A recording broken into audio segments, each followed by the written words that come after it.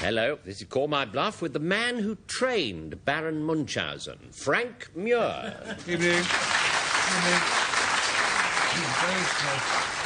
Both my guests tonight are new to the game, which is nice. And my first is an award-winning biographer, and she's a critic and a journalist, and it's Victoria Glendenning.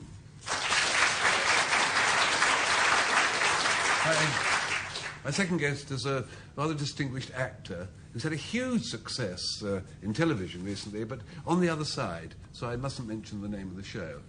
But tonight he hasn't got his brass hat on. It's Timothy West.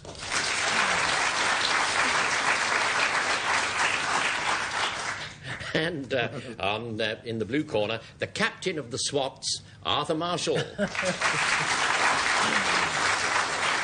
Good evening, and proud indeed to be captain of a team which includes, on my left, Sue Cook. And on my right, that excellent actor, Michael Jayston. Enough of the pleasantries. Let's get on with the work. The first word appeared, well, two words really. Well, it's one with a hyphen, co-no, and as you may recall, Frank and co will define co-no three different ways. One of the definitions is true. That's the one, of course, that Arthur and co look for, and the other two are no good. So, co-no, off you go. I've suddenly got a bit worried. Are you Arthur, or have you ever been a Zen Buddhist? Not yet. Ah. Well, this is a Zen Buddhist thingy, because I in fact, have difficulty in filling in a license application form or understanding the questions. But if the Zen Buddhists wish to test their mental application, they are given a kono to solve. And the whole point about kono is it's a riddle which is logically insoluble. And one of the most abstruse of these has a rather charming name, if I can remember it. It's called The Paradox of the Three Hurdles of Hang Lon. Perfectly ghastly.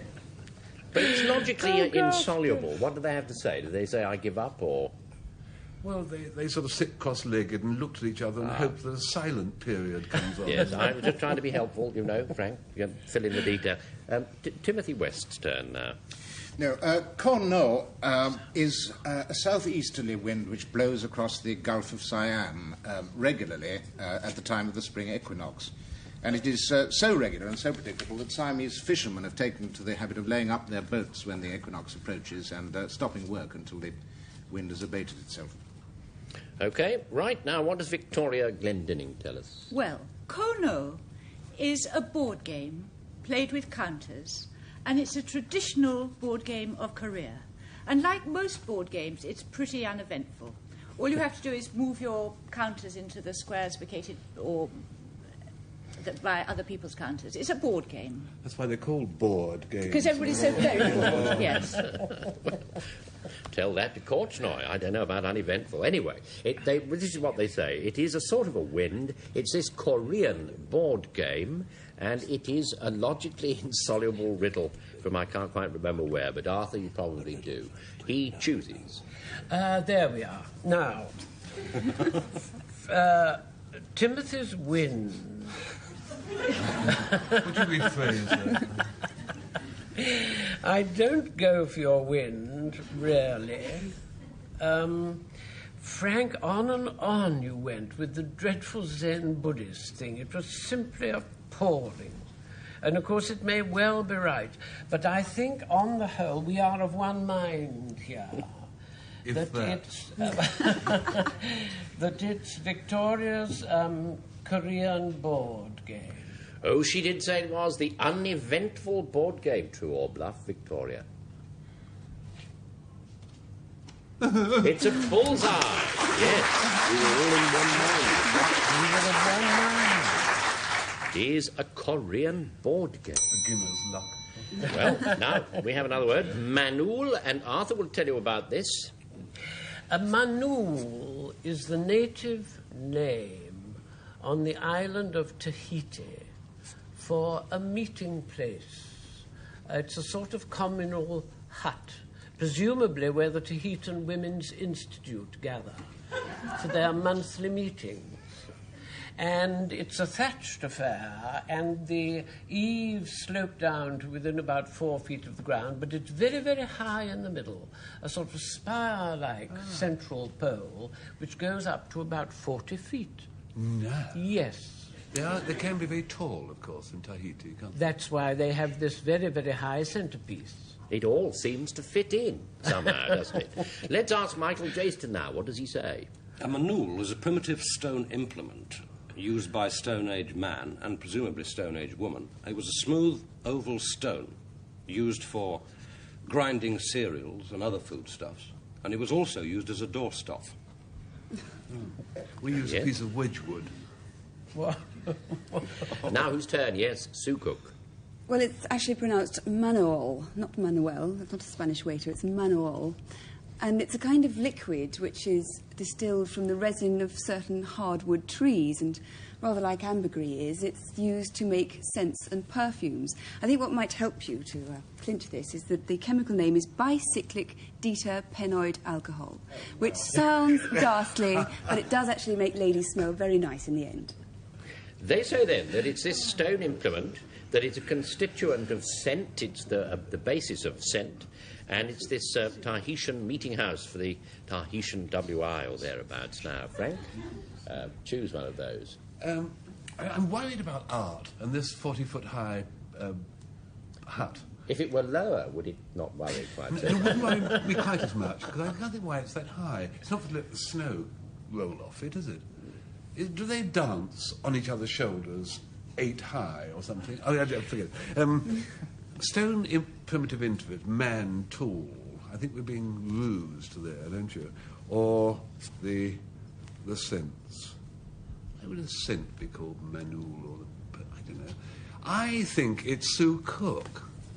You think it is? She said that it was the constituent of scent. Yes. Let's see. Was she teasing you? Sue, own up. You were right.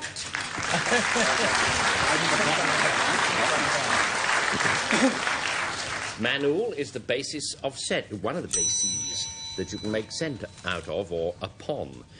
What's this? A stramazon, I would call it. Timothy West, your turn. A stramazon, like the caricada or the passata, is a stroke, an offensive stroke, made very offensive sometimes, made by a sword or a cutlass.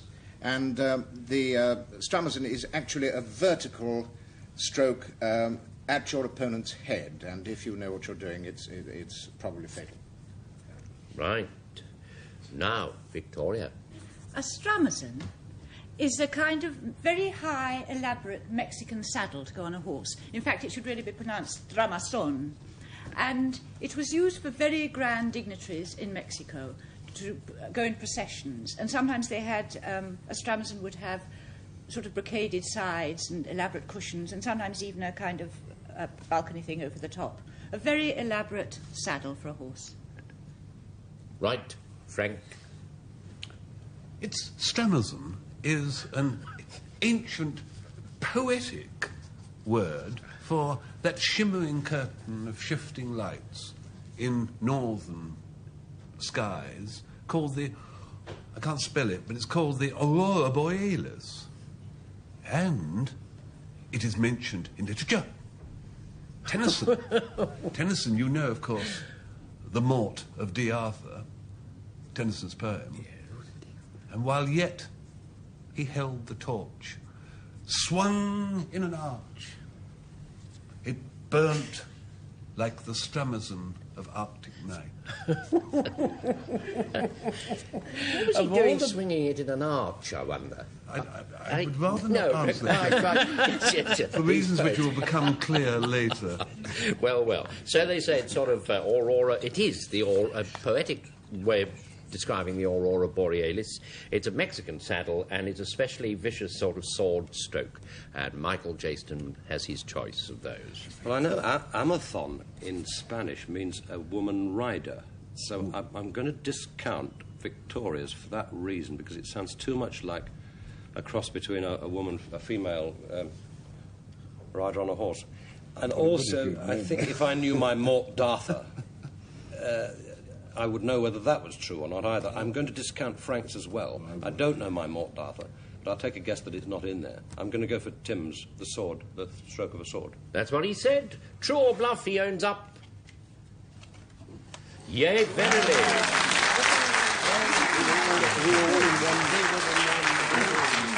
A stramazon describes a particular blow or pass with the sword. What we have here is weir or wheer, I don't know. Michael, your turn. Whir. Ah. Whir. And I pronounce it with that kind of vehemence because it is a word of command. Whir. And the pronunciation varies from district to district. Is a command that a shepherd shouts at his sheep. He uses it when driving the flock from one place to another. A repeated whir, whir, to get them to gee on. Exactly. Or to get them to move on. Whir. Yeah, right. Now, Sue. Well, whir is actually a relic of the Anglo-Saxon language. It's an adjective and it means proud and haughty or sort of arrogant demeanour. And the word is first recorded, sorry to bring literature up again, but if you know the 10th century epic poem Beowulf, do you? Backwards. All 3,000 lines of it? Unfortunately, not forwards. Well, if you knew it all 3,000 lines, you'd find that the word whir does appear in that. It's Anglo-Saxon. Righty-ho. Now it is Arthur's turn. A whir is a noose or a halter, properly made of hazel twigs, bound together, Frank. But it has been known to be made of willow twigs. And up in about 1750 in Wales, particularly in Monmouth, they used these whirs, I'm afraid, to hang criminals with or from. Well, then, it is that particular sort of noose.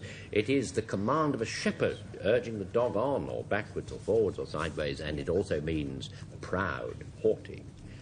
Timothy, your choice.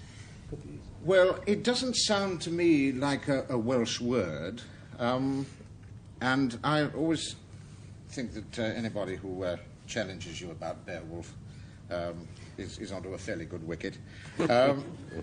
I've heard shepherds cry other things to their sheep, but I think in balance, I think probably Michael's shepherd's cry is the one. You think so? It was indeed Michael Jayston who said it. He has to own up. True or bluff? Yes, indeed.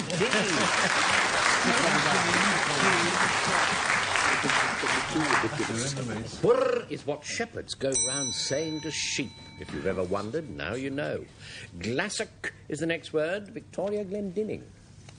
A glassock is a relative of the codfish. It's one of the codfish family, and it's a kind of local regional name for this particular relative called a coalfish. And it's called a coalfish because when you handle it, a sort of black deposit comes off on your hands.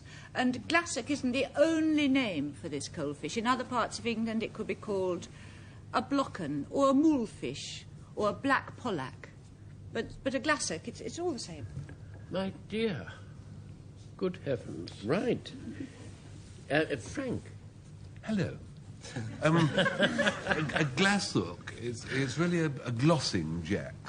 And I'm not taking questions on this definition because there are gaps in my knowledge. It's a glossing jack, which is really, it's a circular piece of bevel plate glass with a handle. And it's used for polishing leather. Why polish leather? little bit of wax, and zoom, zoom, zoom, zoom, zoom, circular motion, and you polish the leather. OK, so now, Timothy West, his go. Glassocks were the followers of the Reverend James Glass, who in 1728... I wouldn't do any more. Was the... No, I must tell them. Was the founder of a religious sect, a particularly militant religious sect within the Church of Scotland. And I don't think in a family programme like this one should go into the details of the beliefs and practices of this sect, but suffice to say that in 1731 the Reverend James Glass was unfrocked, and quite right too. All put a stop to, was it? Well, it's they say that it's something for polishing leather, should you want to, kind of a fish, and this religious sect. So Sue Cook has her choice. Lucky Sue. Come on, Well, all right, I'll have to say something. The codfish sounded so likely with the black deposit coming off on your hands and all that in a way I'm inclined to discount it. On the other hand, the Reverend James Glass sounded so unlikely that I think I'll still discount it.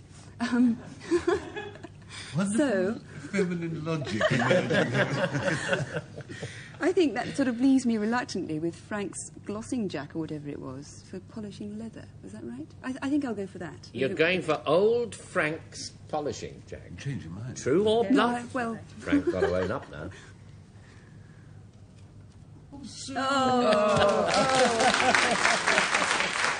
No, wasn't old Frank that time. No. Who gave the true definition? Let's see. We must know. There. Oh, my word. Well, I did say it sounded like you. It was the fish. It was the fish that goes under other names in other places. Now, pongal is the next word. Sue Cook tells you about it. Well, I'm probably telling you what you know already. The Pongal is, of course, that very flat, bare plain in northeast Hungary near the border of Romania. You probably know that. It's very flat, very treeless, 800 miles square. And the reason it's so bare, really, is that there's certain mineral salts in the soil, which mean that really nothing grows in it. So it remains flat and bare and probably will do and has done for years. That's the Pongal. What is a sad story? Let us now hear from Arthur Marshall. The Pongal is the New Year festival of the Hindus. Well, really. At a time when they move from one to the other with cries of Happy Pongal. And I'm glad to tell you that it coincides with the new crop of rice. And one of the great points of the festival, the ceremonial, is the boiling up of the first boiling of rice. Well, right, yes, who knows? Could be very exciting. Michael's turn now. A pongal was a coin, it's now obsolete, which was a currency in New Guinea in the Pacific, and it was 100th part of a kyat, K-Y-A-T. Further information is that in 1878, there were 5 pongal charged on any ship that was moored in Port Moresby. Well, they say it's a Hindu festival. It's a treeless plain in Hungary, and it is a sort of a coin. So, Victoria, your choice. Well, I just don't believe Arthur today. He's just not convincing me today. Oh, my dear. I know it's terrible. Oh. We won't let it come between us. And I don't think I believe... I think I believe Sue. I think it's this plain in northeast Hungary where nothing grows. You don't want to say anything about the third definition? It does seem rather pointed to leave it out. I mean, you know... Yes, it was no offence was meant at all. Quite so. Quite so. You just didn't think much of it, I know. So, you're choosing Sue's definition. Yes. Yes, that was the treeless plain in Hungary. True or bluff? No.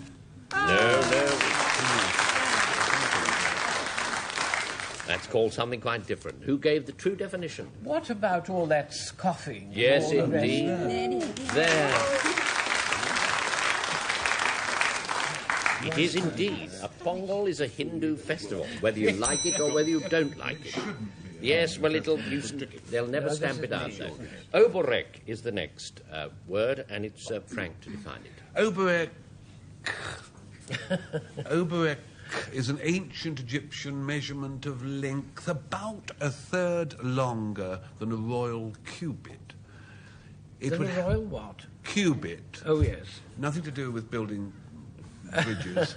It's a cubit. It's a third longer than a royal cubit because it is in fact the diagonal of a square, each side of which measures a cubit. And in modern English lineage, it is 14.08 inches. Inches aren't very modern, are they? I thought it was metres now. However, I know I must not stir the pot. I mustn't do it. Is that all? Have you finished? I can give you a few centimetres if I can have a moment with my calculator. I think we should pass on. Invite Timothy West to have a go. In the 1880s, the oborek was, I think, far the most popular of the Polish national dances. It is a kind of very lively, very vigorous mazurka, and Chopin, of course, wrote a lot of music that which was very nice to dance the operette too. I think his Opus 56 No. 2 will spring to mind. And the opposites are... Yes. It seems to have done. The audience were nodding appreciatively. Wait up! Victoria, your turn. Oberek is something that keeps the feet of Siberian peasants warm in that long, cold winter. It's a domestic flue, not the illness, but like a pipe of hot air that goes under the floor of their houses or huts and channeling the heat from some great central furnace elsewhere in the village. And sometimes they bore holes in the floor and have a little grating and put their feet over it so they can sit with their feet over the oberek, keeping warm. It is then an ancient Egyptian measure about 14.5 inches long. A flue that you can warm your feet over, and it is a very vivacious Polish dance. Arthur has his choice. Frank's was so detailed, you did do it well. I remember it. I can't believe an Egyptian length is called an oberek. I really can't. Well, now, these wild Polish mazurkas, of course, it could well be that. But the Siberian foot warmer, the flue, sounds so totally impossible and dotty. Why should they call it... Anyhow, Victoria, we think it's you. We She are did say as that. one here. Own up now, Victoria. True or bluff? Oh! Oh, yes. They don't warm their feet in that way. Something else must have meant oberek, or it might be the other way round. Oberek must mean something else. One of the other two definitions, and there it is! I don't know whether Chopin did do any, but he might well have done, but it is that kind of Polish dance. Let's have another word. Kinkin is the next word. Arthur, your turn. This is quite simple. It's a method of laying bricks in a sort of herringbone crisscross pattern. And you want to know where they do this particularly. Come with me to Staffordshire, to the pottery works. Step inside a kiln. I mean, not when they've lit it up. Step inside a kiln, and looking round, you will see the kinkin, all the bricks laid in this sort of herringbone pattern. Garden paths do it. Well, garden paths if you wish, but I'm particularly you to dealing with Staffordshire? Staffordshire kilns, pottery. You won't believe this, but I was in a Staffordshire kiln about a month ago. Were you? Yes, I didn't notice any herringbones there. Well, you should have looked more closely. Except the managing director. Let us invite Michael now to define.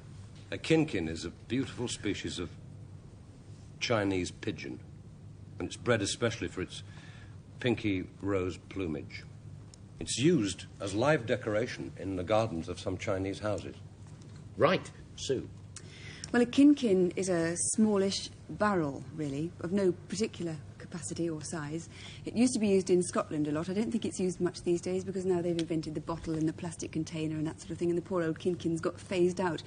But it used to be used for provisions like vinegar or buttermilk or liquid bleach or whatever, and Scottish grocers used to buy them by the kinkinful.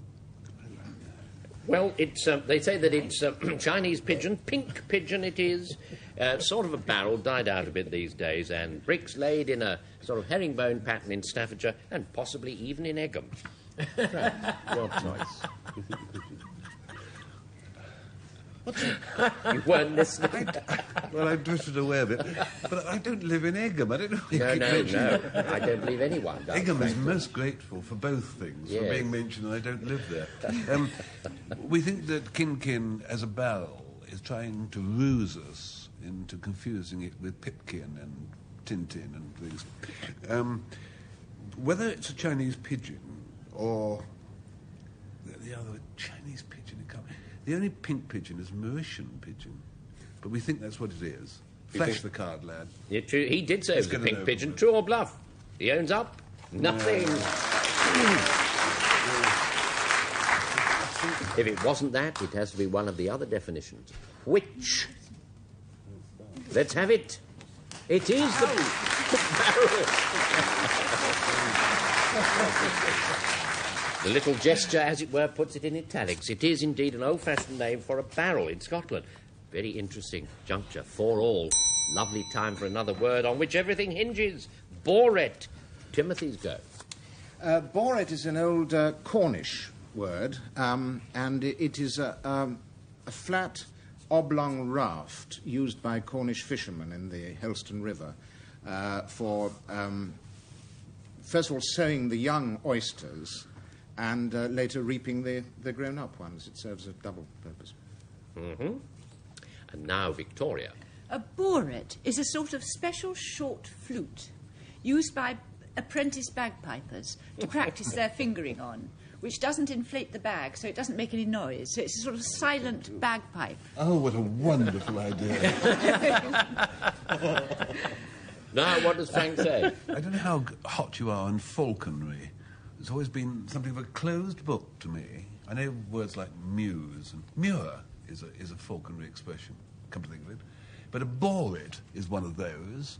And if you'll take my word for it, it's a peculiar hen hawk with an elongated body and wings. Both wings, otherwise it would fly around in circles.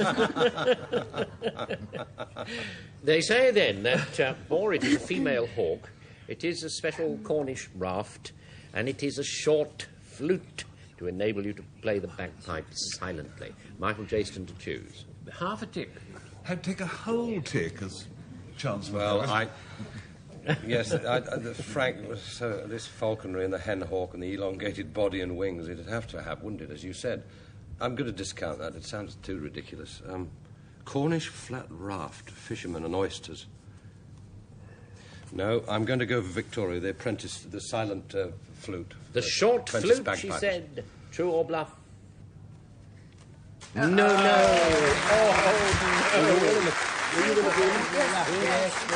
no. Let us now hear who gave the true definition, or let us see, at least, who gave the true one. Yes. There it is indeed. You see, it's a female hawk. That's what a boar it is. And there, what with it having been 4-all, it now has to be 5-4, and the ones who scored that extra mark were Frank's team. So Frank has won yet again.